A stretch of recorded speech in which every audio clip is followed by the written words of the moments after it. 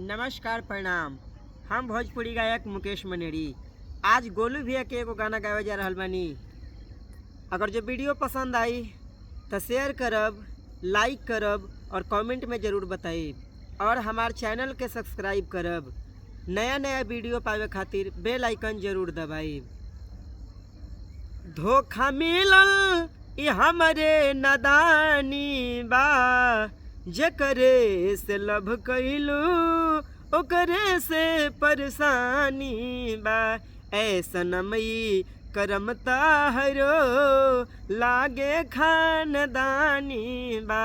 ऐसनमई करमता हरो लागे खानदानी बा।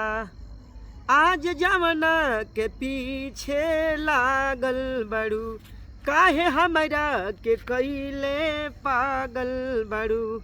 आज जवना के पीछे लागल बड़ू, काहे हमरा के कइले पागल बड़ू।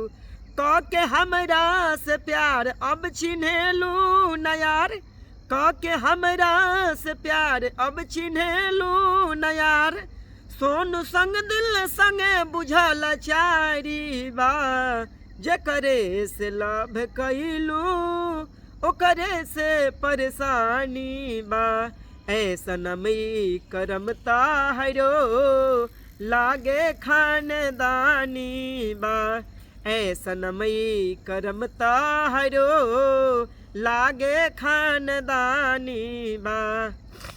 ना त तुड़ल बाड़ू जवना के खाती हो, ऊ मिली न तहरा गवना के राती हो।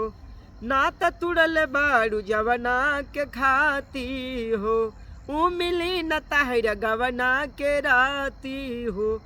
तूड़ी गोलू के दिल तहरा मिलना मंजिल, तूड़ी गोलू के दिल तहरा मिलना मंजिल। जखमी जितेंद्र से बुझाई लाचारी बा, जकरे से लभ कइलू ओकरे से परेशानी बा। ऐसनमई करमता हरो लागे खानदानी बा।